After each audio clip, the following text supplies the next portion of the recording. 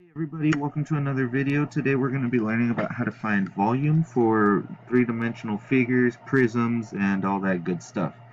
Alright, so this is mainly for geometry.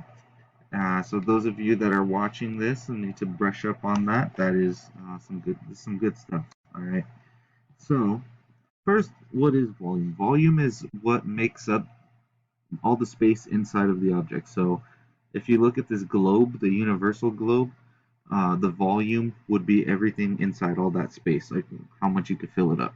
All right. So the volume, to find it, you have to find the area of the base times the height. So you're looking at the base, taking the area of that, and then multiplying it against the height of the object.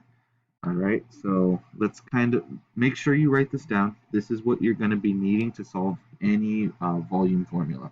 All right, so let's take a look. So we're going to start things off with the cube. Cube is pretty simple. You get in the area of the base times the height. So the base would be this square at the very bottom, the base of it. Remember, the base is like the foundation, what it sits on.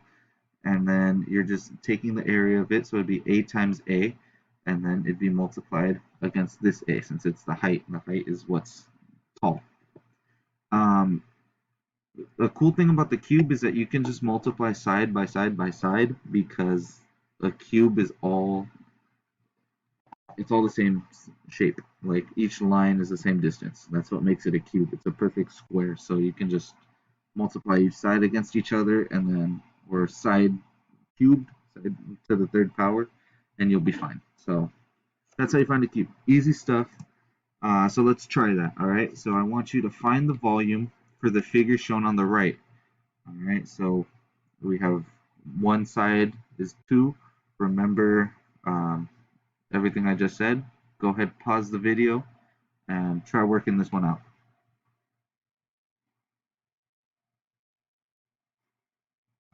All right. So all you're doing here, 2 times 2 times 2, and that's going to equal 8.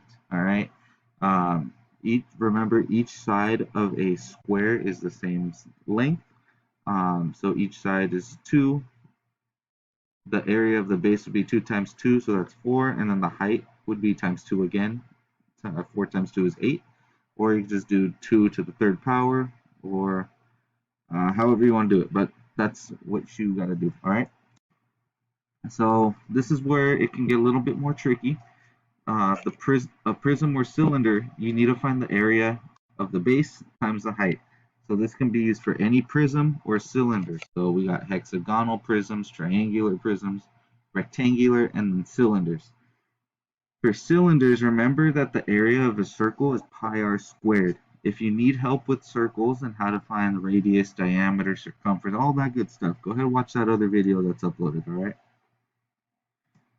But for a right rectangular prism, one that's kind of it's like a flattened cube. Like if you got a cube and press something down on it and it's like spread out, that's what a right rectangular prism would be. So it's volume equals length times width times height, which is the same thing as the area of the base times the height. So the base would be length times width, and then you're just multiplying against the height. All right.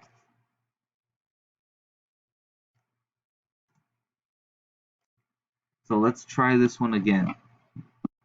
Finding the volume of the cylinder. All right, remember how to find the area of a circle, and then you're going to multiply that against the height. So go ahead and take some time. Rewind this video if you need to go back and see what exactly how to find the area of a circle. But ideally, you would have already seen the circles video, and so you should know this already. So go ahead and give it a shot.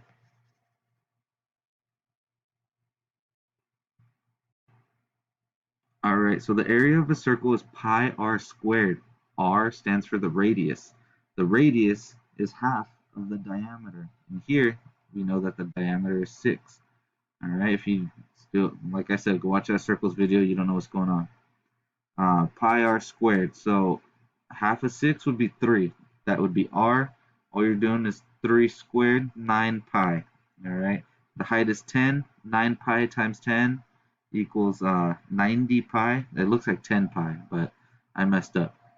On a side note, you know how hard it is to actually like write numbers with your mouse? Because it's not easy. So that's why you might see like a little chicken scratch or it looks a little weird. But no, for sure, this is a 90. All right, my apologies. It looks like a 10, but yeah, it's 90 pi or 282.6. How I got 282.6 is I multiplied 90 times 3.14. Remember that pi equals 3.14, and that's how you would solve them. In purposes of the high set, they should just leave it at 90 pi, but if it gets a little, you got to simplify it a little more. That's how you would find it, 90 times 3.14. All right, so I want you to try these on your own. Now you know how to find the, the volume. So go ahead and try it. Submit this for lesson credit.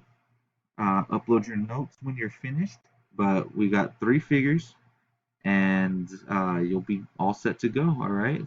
I believe that's everything. Yeah, that's the whole presentation. So if you need any help at all, please shoot me a message. Message your teacher if you're not my student.